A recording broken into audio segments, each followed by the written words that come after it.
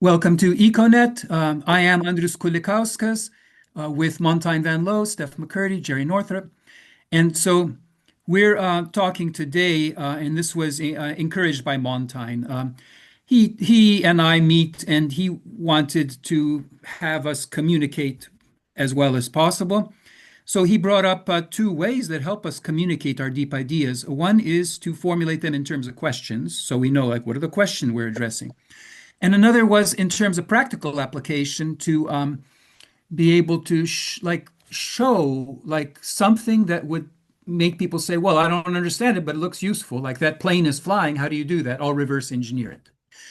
So that's the subject for today. And today will be kind of focused on me, but we'll try to make it as interactive as possible to really see how those work. We'll see how we probably won't be able to fill this whole time. We'll need more than this time, but we'll do as what we can. And so the practical application that I'll talk about is engaging violent people, like engaging gangs, or engaging killers. So how do you do that in the spirit of Jesus says, love your enemy, but he doesn't explain how to look at everything from your enemy's point of view. But the questions I'll be looking at will be quite metaphysical. And so we'll start off quite distant from that. We'll start with de-brainwashing yourself and just working out your inner stance. And so we'll start with that, but with ideas that we hope to end up over there. Any comments as we start? Okay. Yes, Monte? That's all fine? Okay. So 30 years ago, okay, in 1996, I was living in Chicago, and I had a friend, Joe Damel, a community organizer in the Southwest Side. We were both living in the Market Park neighborhood, which had actually been a Lithuanian neighborhood for some time, but it was next to a race line where it was all white or pale-skinned people, let's say, on the one side of the line, and all black or olive-skinned people on the other side of the line. And that was just a horrible legacy of the history of Chicago. But that changed during Harold Washington's tenure in the 80s. And so finally, Black Americans were able to live in these neighborhoods, and a lot of Lithuanians left. But my grandmother stayed, and she was a wonderful person. It's very wise and loving. And so after I got my PhD, I wanted to live with her and stay with her. And so I was there for about 4 years, and there were gangs setting themselves up on the corner. There'd be something hanging out or whatever. So that was one of the type of things that I learned how to engage, one or two or 20 people. But I also made this friend, Joe Damo. He was very interested in me, and in my philosophical thinking, and he encouraged me to try to practically apply it. So the problem I wanted to work on was these issues in life where I believe, let's say, one thing in my heart, but in the world it's all different, and there's this clash, and I want to follow my heart, but it just clashes with what everything the world tells me. What do I do? How do I deal with these? So like an example would be like someone's panhandling, and how it just kind of frustrates me enormously. Like, how should I respond to something like that? So I spent a year where I invited my friends and colleagues and acquaintances to meet with me every other week. And then we would talk about every other week I'd write a newsletter, and every other week we'd meet. So it's very, very similar like to what's going on now. And then we'd try to develop what I call goodwill exercises that would deal with these situations. So quite early on, one of the participants, Bob Weinberg, I think, Bob Weinberg, he was a poet, and he is a friend of my friend Joe Soker. And he said, hey, Andres, how do we know you're not going to brainwash us, right? Like, that was a real concern for him. So I thought about it. Well, let's come up with methods for de-brainwashing ourselves. And then I remembered this thing from junior high school. It's kind of like science fiction. It was a challenge by my 7th grade teacher, Mr. Melton. He goes, how do you know you're not a robot, right? So that is actually a pretty challenging question because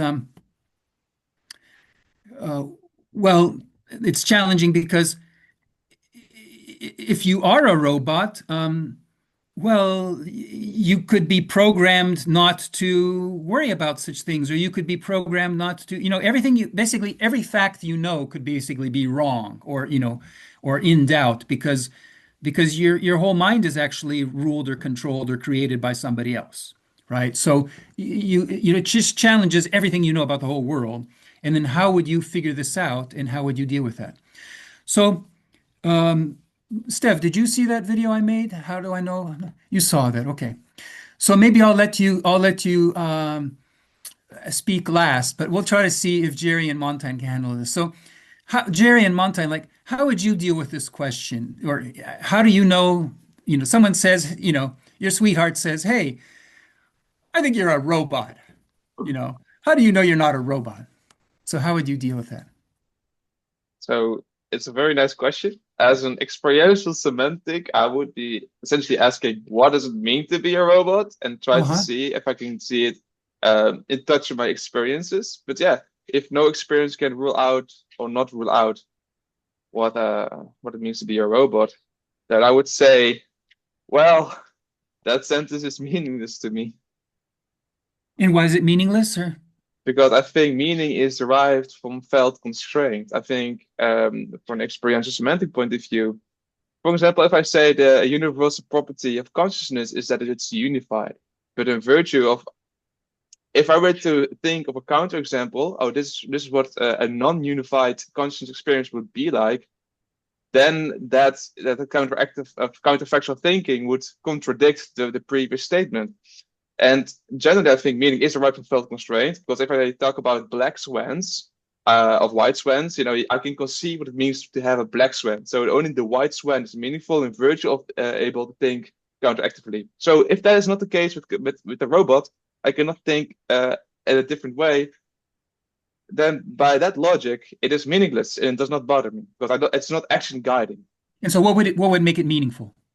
Um, I would say it can refer to two kind of experiences, or like one is kind of hard, but the easy one is what it means to be a robot is just the kind of substrate you're in. So that's a physical observation. So you're just saying, okay, there is a certain experience of what it means to be a human body, and there's an experience of what it means to be a robotic body. And you get to do that if you look at your brain, do you see neurons wiring or do you see circuits wiring? So in that sense, if that would be what you mean with robot, it is meaningful and we can check it. But if you mean something with do I have consciousness or not? Well, like a robot would have no consciousness, or like am I a zombie? It would have no consciousness, but it doesn't mean for anything. I can't even imagine what it'd be like to have no yes or consciousness. I would say, yeah, I feel like I have consciousness. That's all I have. But in that sense, it would be meaningless if you don't go to the physical part. So that would be like my I think my conditional answers. Yes, Jerry just went away. Yeah, I hope he comes back. Okay, I was going to turn to him, but then why don't we then this is basically oh, this is kind of sad he left. So this is basically like what I did not, I mean, I can tell you we can compare the solution I had. So this was I was in seventh grade or something like, but I read a lot of science fiction. I thought it was an interesting question, but I think the crucial thing was like to ignore the question, just to say it doesn't matter, right? Like is like just to go back to sleep. Okay, so like there's this doubt and you have a chance to be awake, right? And to sort it out. So just to ignore it, it seems to go back. So what's the alternative to ignore it? And I think I came up with an answer that's very similar to yours, but it's to ask a counter question. So the counter question is, would it make any difference? Okay. That's See, strong. and so what it does, it says, look, I can't rely on any facts. You see, I don't know because I mean, all my facts are messed up. Here's Jere. Okay. I'll ask Jere. Jere, how would you deal with this question? How do you know you're not a Sorry, robot? I just had all kinds of computer glitches here. So, So um, how would you deal with the question? How do you know you're not a robot? um, I think tell a joke. And why tell a joke? What would that do? Well, I don't know that robots are funny. Okay. Like I take the old joke of the knock knock jokes. Knock knock, who's there? Uh-huh. Uh-huh. So ask the robot, Okay, we're going to do a knock-knock joke. You start it. What does a robot do? Okay, I think this kind of is illustrating my point, I think in a certain sense. So I kind of gave my answer, which Steph saw in the video. But my answer is basically, given a doubt, answer it with a counter question. So flip it all around, kind of like you were saying, like talk to the robot. There was a joke from AI, so you just know what the kind of humor level is. You can just for I yourself. It's not funny. It's not at all funny. No. Okay. So the counter question is, would it make any difference? Okay. So Jere and Montijn, basically saying that I think they're doing that in their own ways. But the point is, if you Yeah. say, would it make any difference? First of all, it's not relying on any facts. It's saying, look, I don't know any facts, but please, you explain, like, what do you mean by a robot? Like, so Mm. is it something like is it something where it would make any difference? Like maybe robots fall in love, maybe robots tell jokes, maybe robots, do philosophy. Well, then maybe I am a robot. But if a robot can't tell a joke, well, I'll try to tell a joke. You tell me, is that a joke, right? Like, yes. I agree, and I'm just curious how you would phrase it because I know how I was placed in that setting. I like the question, by the way. What are the sufficient conditions, perhaps also necessary conditions, for something to actually make a difference? So that a question is meaningful in virtue of it making a difference. Have you an idea for that? And so what I do, so this is a game, and the way the game works is that the other person has to tell you. You see, like that's what the advantage you get. You say, you tell me what makes a difference. Yes, but like then for the inquirer, so we'll ask you, are you a robot? Do they have minimal sufficient conditions which suffice essentially for something to make a difference? Maybe not, maybe they do. But the point is that it's just a strategic move. It's just flipping the game. But what it does, it does several things. It says, look, even with no facts, I can get my feet on the ground. And even if I'm in a box, I can get out of the Mm. box. So these are ways of getting out of the box to say, you trying to put me in a box, but I can get a box and I can put you in the box. You tell me, like, what This is is a the robot? Andrius move, It's the Andrius counterattack. move. Yes. So now, Steph, what you're the one who's seen the movie and has thought about this longest, I guess, now because you have the most time. What are your thoughts on all this?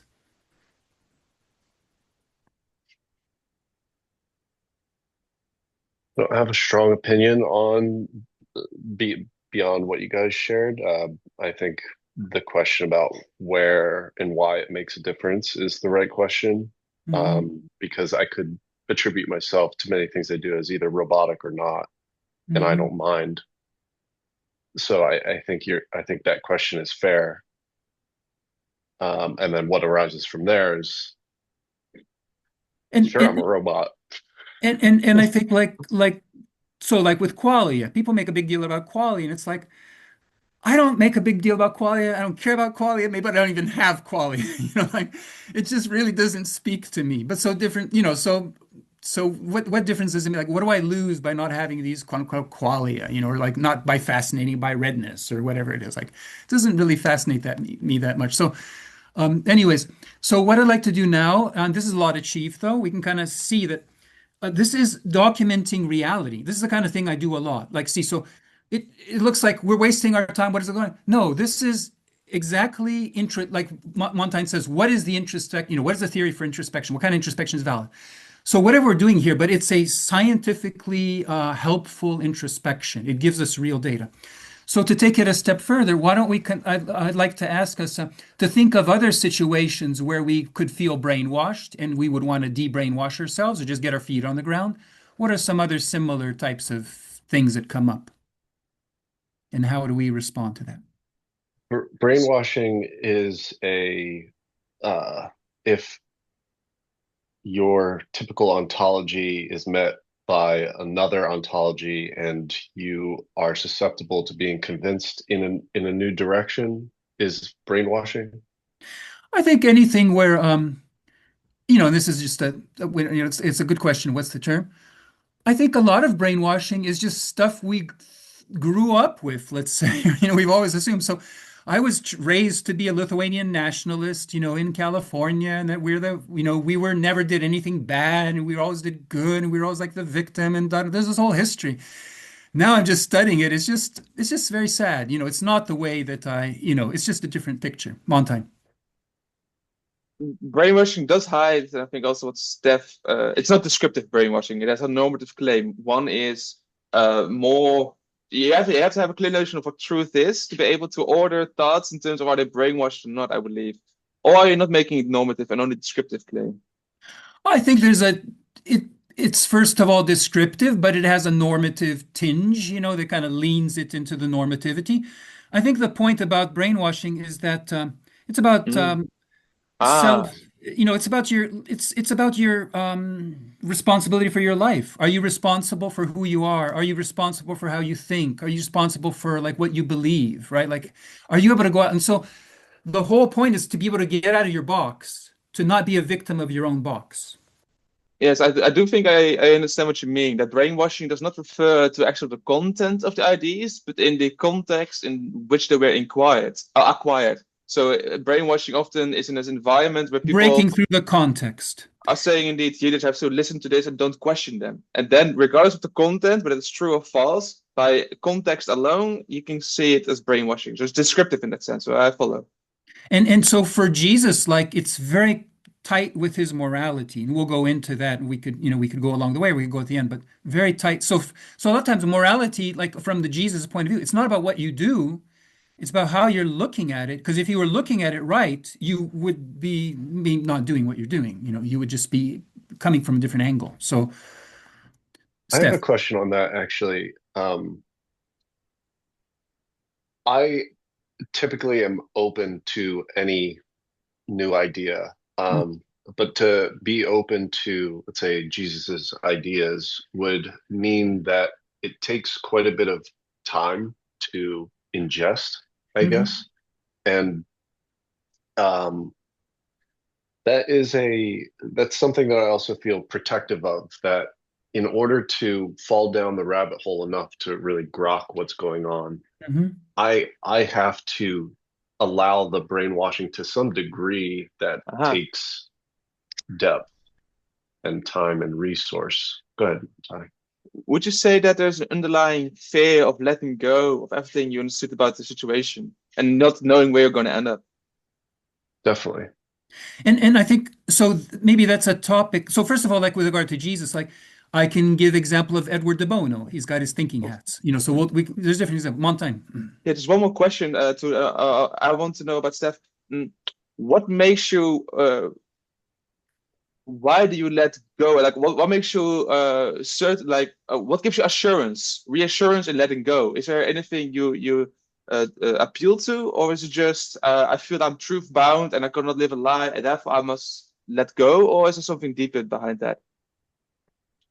I think there's part of it that says I must expose myself to all ideas, and then also if there's a trustworthy person that I've already understood that is leading me there, I'm much more willing to go. I see. Yes. Just a last comment, then I'll leave to Andrius. I think this really touches on what it means to be to exist as a human being, and that you have an identity, afraid to let that go. And I think that here in this picture, there's a very interesting analysis I think one could make, linking existentialism with morality and essentially truth and theology in general. That essentially the moral sense, you can also see as the God-given sense, is what gives us reassurance in always being able to let go. It really connects to the idea that God will be with you no matter where you strand. That's I think very beautiful. But I love the Andrius. Okay. So based on going with Steph's angle, let's say, I'll give another situation. So let's say my mother tells me, Andrius, you're crazy, you're crazy. And then, so I have this doubt, like, well, am I sane, right? Or am I not sane? Or what is it? Doesn't right? make a difference. You see, like it does make a difference. Okay. So that one doesn't work for that, right? I mean, depending, but no, there's another counter question to deal with that. Well, it makes a difference because your mom said it, not a stranger. Oh, yeah. But then the answer is already present. It's not even disputable because the mere virtue of her asking that is already sufficient for it to make a difference, right? Then because the act is already committed, right?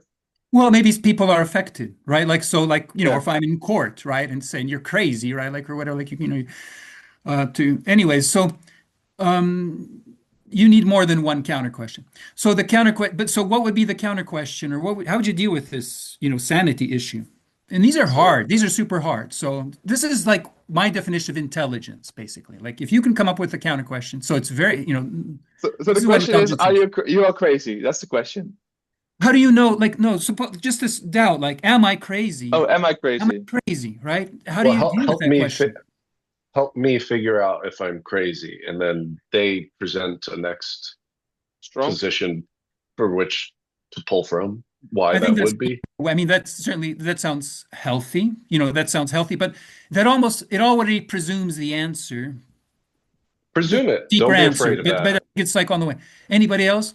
You know, these are things like where you could spend a year on, and it'll take you, and you get the answer. You go, wow, okay. So because perhaps interesting is, and we'll talk in a free energy principle formalism because that gives nice clarity. What does it mean to be crazy? And I think you can either do it in via two senses, and perhaps we need to distinguish between the two. One is you could call it social crazy, where just you say your generative model does not, in abstraction, align with the generative models of the human beings around you. So there's a deviation that makes you crazy like that. Or you can say perhaps objective. I'm just throwing these terms now, right? But objective crazy in terms of misalignment to the generative model with the actual generative process. And perhaps both these cases require different treatments. Maybe I'll have to think about. So one way to distill this, because like there's lots of examples I could, you know, to come up with that are basically the same. But the underlying question is this truly reasonable? Is this truly reasonable, right? Or am I truly reasonable? So that's equivalent. I think it's the equivalent. Yeah. See, whereas like how do I know I'm not a robot? The underlying thing is this real? Okay. So any question about reality, like where you're like, well, what is reality? Then the answer would be like, well, would it make any difference? And it turns out like it could be real because it makes a difference, but it could be real because it doesn't make a difference. You know, things could be real, but the I don't point follow entirely. Again, so you're saying how does this connect to how does it make a difference? This notion of am I reasonable? Could you no, it doesn't relate to reasonability. This one relates to reality. Like, is this truly real? Someone called me a robot or said I'm a robot or I'm thinking I'm a robot. That's really just challenging reality. Like, is this true? That's about reality, right? Yeah. Yeah. And so reality, you say, would it make any difference? And then it turns out it doesn't really matter. Like, it could be real because there's actually the world actually says it's real because it makes a difference. The heart says it's real because it doesn't make a difference. You know, the things that are truly real, they don't make differences. They're just there, you know, deep inside, like is ideals or forms or whatever, right? So they're just there. The world focuses on things that change or things that are, you know, that's maybe going too far. But I'll give the answer maybe to the craziness. Why don't I give an answer? The answer is, am I able to consider the question? Okay. And it's not saying that I am, it's not saying I'm not. Like, so Steph kind of said, well, if you help me, I am. Like, I'm able to consider the question. If I trust in you and you help me walk it through, okay. But the point is, before you even get that, you go, look, am I able to consider the question? And a lot of times the answer is, not a lot of times, but in key times, the answer is no, I don't consider my sanity. That's something I don't consider. Right? I better be working, right? Like, and I don't, my sanity is not up for discussion. Yes. But maybe, or maybe it is, right? Like, I see. But see, so you have that out. And once you say, look, we discuss these things, right? Like, yes. Like, we just, I think it's in the underlying deeper layer. Like, I would like to discuss that. You can see if that's in line with what you think. Because I think this really relates to this notion of, doubting is the best we can do. To have a notion of truth, have a notion of what is the case in our society. And I think doubt is nothing more that makes you halt something. do not dismiss the signals which are in your environment, but actually listen to them. And I think that is what is the essence of considering a question, that you're able to doubt and say, well, I'm not going to dismiss these signals. I'm going to give them high precision, let them alter my high priors, and actually allow yourself to be reshapen. So I think this is a little bit different. It's saying almost the opposite. It's saying I choose the frame. I choose, like, what is this all about, and what is the frame? But see, I can choose it in a way where the world is throwing situations at me, but I'm choosing, this is the frame. So, for example, like with suicide, right? Like to say, well, should I kill myself? Or like, is life worth living, right? Is my life worth living? My answer would be, that's not am I able to consider the question? No, I don't consider questions of whether life is worth living. Those Why are not? Like, considering just means you can entertain both outcomes as possible, right? No, I think the point is, like, that's not on the table of considerations. Like, that's getting off the table. Who decides that? Pardon? Who decides that? I decide that. So you By can what decide standards? differently. Pardon? By what standards? In terms of reasonability. So how is it not reasonable? It's saying, like, is this truly reasonable? Because euthanasia wouldn't be reasonable in no circumstance for you. Well, like, see, the way this works is different people can implement this in different ways, but the gist is to say, look, certain questions, they're going to be doubts of the form, like, is this truly reasonable? Like, is it reasonable that I'm alive? Is it reasonable that I don't kill myself? Is it reasonable that I don't, Yeah, but this isn't the opposite. This is like dismissing. You're just dismissing the question and not considering it. Well, but the point is that I'm keeping score. I'm keeping score. It's not just going back to sleep and saying, oh, I ignored it. It's keeping score. Look, this question I chose not to consider. It's like, I'm not going to consider, like, like, do I have to use these drugs, to be transcended? I'm not going to consider using this drug. It's just not going to be, I'm choosing to, do you see what I'm saying? I'm delineating, but it's as opposed to just not dealing with the question, as opposed to. I believe that one is able to live life, not dismissing any questions, but that I do via this idea of just going always back to morality, right? But for example, is life worth considering? I don't have to dismiss it because I know what template of my answer will be, for I know that morality is the source of all my actions. I just know, what is a beautiful life? Is it a beautiful life living and suffering for the rest 5 years or not? So you have this safety net, you have this kind of like a thing. So, but when you don't have that safety net, what do you do? And it's saying, I would say get that safety net. Well, and the way this is how when you don't have the safety net, this is the way that you set yourself up. Say, look, what am I trying to protect? I'm trying to protect my rationality.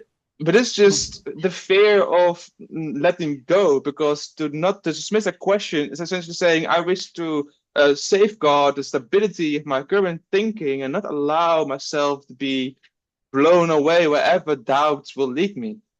And I believe that we must place our faith in God, and actually the moral sense more formally, that whatever we end up, whatever we tumble in the wind and strand, we can always go back to that moral sense, the God-given sense, to ask ourselves what stories for themselves we wish to tell, and then let that be our new guidance in life.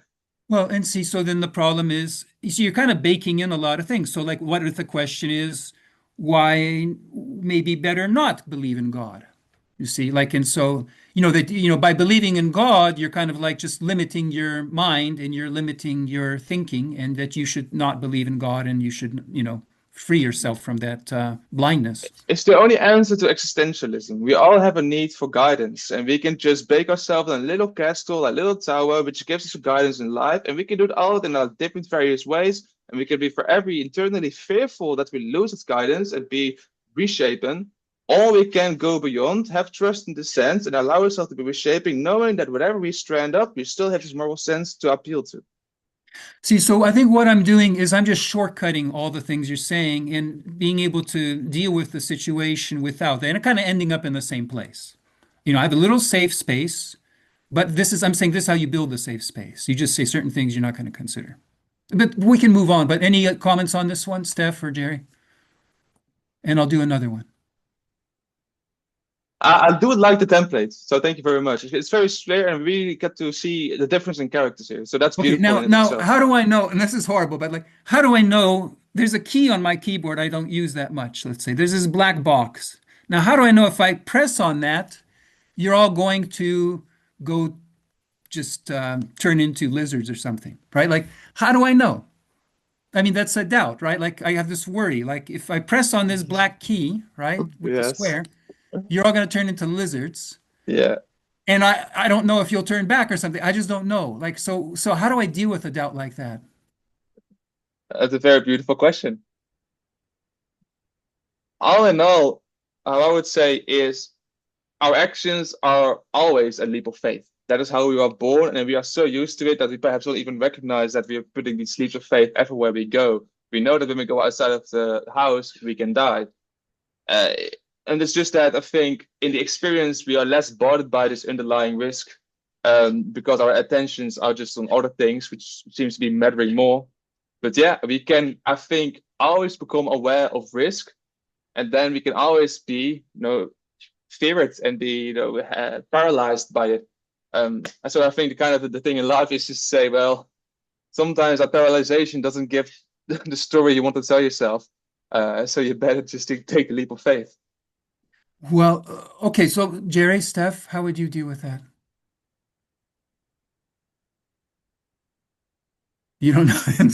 Do you see the problem though? Like and it was again like this teenager or children problem. Like, if I pull on this cord, maybe the whole house will fall down, right? Like, how do I know? And then what do you do? Like, you just You pull on the cord and it doesn't fall down.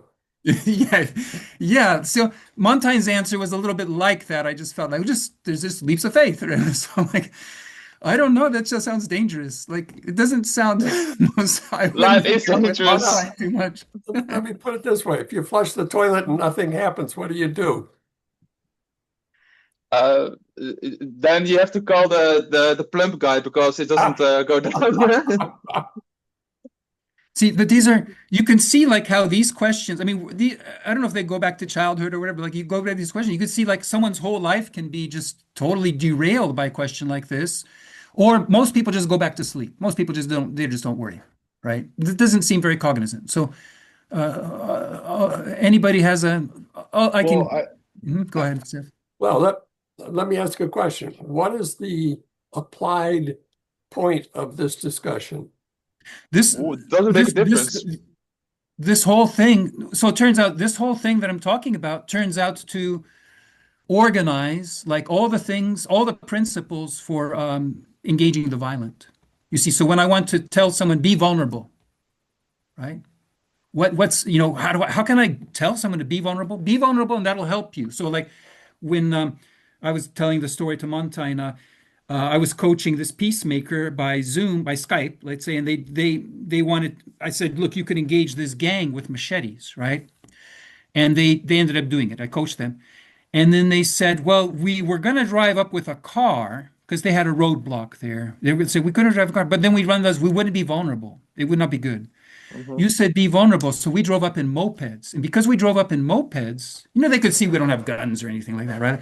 Then they let us drive up all the way. Then they let us talk to, then they talked to us. You said, let them teach you. So we listened to them for half an hour. And then the gangs said, look, you know everything we want. And why don't you be our political leaders and we'll just leave the road for a week.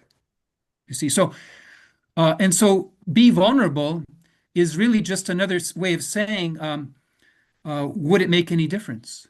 If you're not vulnerable, it doesn't make any difference. You see, if you come with the police, right, to a gang, it doesn't make any difference. If you come up there, they can sock you in the face. It makes a difference. Then they see, oh, we could sock him in the face, but he's coming up here anyways, right? So you're giving them that control. Like, they can make a difference. So how would you apply this back then on this case, this keyboard letter you just did? So the counter question there is, what do I have control over? Okay, so it's like, look, I don't have control over, I have control over some things. I don't have control over everything.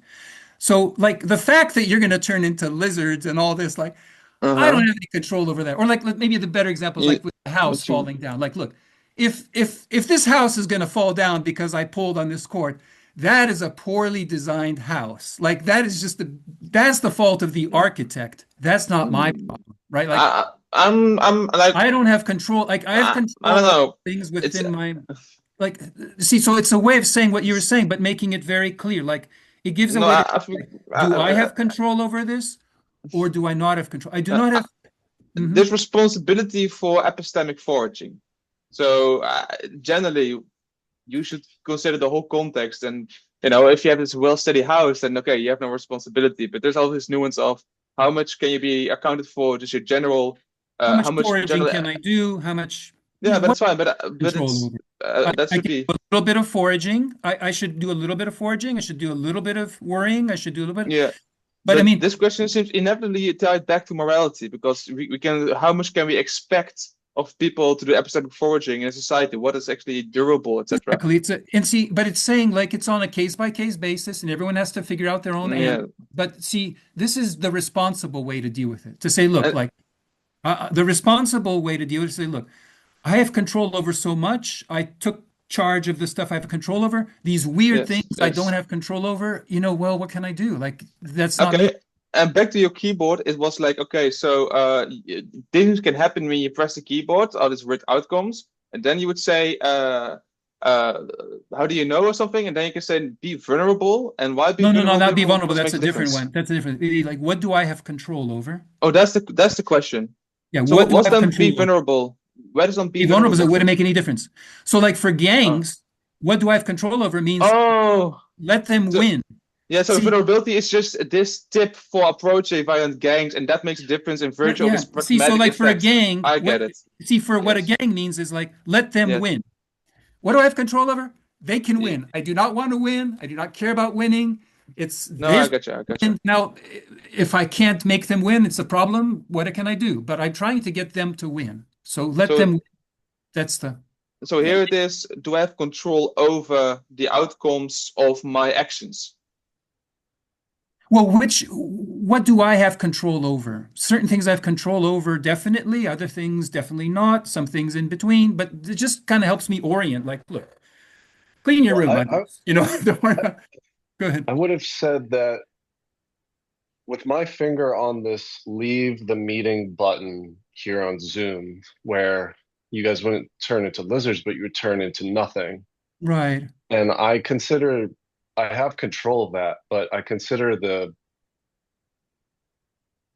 second order effect, which would be I'm not resonating necessarily with the main question or the example, so I'm probably missing something. But would it impact how I think you guys would feel about me leaving? It is kind of more real. Like, is this truly the underlying question is this truly problematic? Is this a problem? Okay. And From so like if you left, it would be on some level a problem for us, because there's only so few of us, right? Like so every person counts. Or like, if we're not able to connect, if I'm not able to connect with you or for you to see these topics, right? Like, why is it matters. So that's what this is about. So we're about out of time. And so I went through three of them. So you can kind of start the theme. So at a certain point, we can continue. Maybe we'll switch topic, but this is part of you can kind of see like this is a sophisticated thing. Like, there's seven of them, and you could say like, why are there seven? Why do there have to be seven? Like, so me and Montijn will continue further. Like, maybe just your final thoughts. Like, what do you think about this topic, Steph? Did not connect with you, or No, it connected. It's just I'm trying to do the internal feeling of what I think the ramifications would be of actually playing out the example, which would be I leave. I think that they're missing me, and I'm just making that up, or that I'm missing the main, like they're hitting on something very deep and profound that I don't get access to, and that upsets them. And I'm imagining this, and me imagining upsetting you guys, I can justify in several different ways. I can say, well, my computer just turned off and you guys can forgive me. Or I can say that, I just really wasn't into the conversation and I have to be okay at the end of the day with how I feel about my action. And you guys do weigh in, but I ultimately can justify it to myself in a million different ways. I think there's a lot of things this can branch out into. The core of this is the doubt. Like, where is the doubt? So if you press the button first, there was no doubt. Right? It's just something happened. Then it's a whole thing like blah, blah, blah. The question is like, if I press this thing, like, if I leave now, like, maybe they're going to hunt me down, or like, or they're either going to be or they're not going to be my friends anymore, or like whatever. Like, this is really problematic, right? Like, that would be worst case scenario. You guys Montijn. Yeah, and I think for me, it leads back to morality. I think where we just ask ourselves, I think everybody who has a moral need would have to ask themselves, what is going to be the story of these 5 people in this moment? What is going to be the story sprouting out from that? And let's now suppose we tell ourselves a story in honesty. So you tell yourself in honesty that you're, for example, leaving this meeting because you had internal doubts, which may be mismatched and could have been settled by speaking about it like you just did. And in virtue of that, you've left this group and perhaps some potential that could have been embraced was not embraced. When you just evaluate that story in and of itself, morality-wise, then you have to ask yourself, am I attracted to that kind of story? Or rather, a contrasting story, are you attracted to actually communicating those ideas and see what that kind of story would be for a fall? Because perhaps it is possible that your long-term interests do not align. There's also no beauty in just sitting here and just suffering all the time because you can't follow. I would say there's much virtue in actually confronting us with it and see how we respond. So for me, it would be just for you, and I think everybody who has a moral need, ask yourself what kind of stories you wish to manifest. So maybe a concluding thought from everybody, but one thing I'd like to hear is, would you like us to continue with this topic next time or sometime soon, or would you like another topic? But this seemed kind of fruitful. What are your last thoughts here? Let me see that. I like the group, but I'm confused. You're confused. What did you think of this? Okay, so would you like to continue with this, do you think, or would you like to try to... I think so, to see where it's going, but there's a big gap for me in terms of, okay, so what? Okay, so that's fine. Montijn and I worked a bit on that last time, so that's why he's very I hope patient. you got answers. I liked it. I like it too, but despite what. Okay. Yeah. It is strange. Like, that's a strange way of thinking. But Montijn, last words? Just so I know, get the sentiment here. Is the question practical relevance? The so what? Yeah. So how does then Andrius' motto apply here? Does it make a difference? Because essentially, how to approach gangs, the advice, or like in terms of maybe just to conclude with that, like so. I gave 3 examples, and so with gangs, it turns out that they have their correlates. So instead of asking, well, would it make any difference?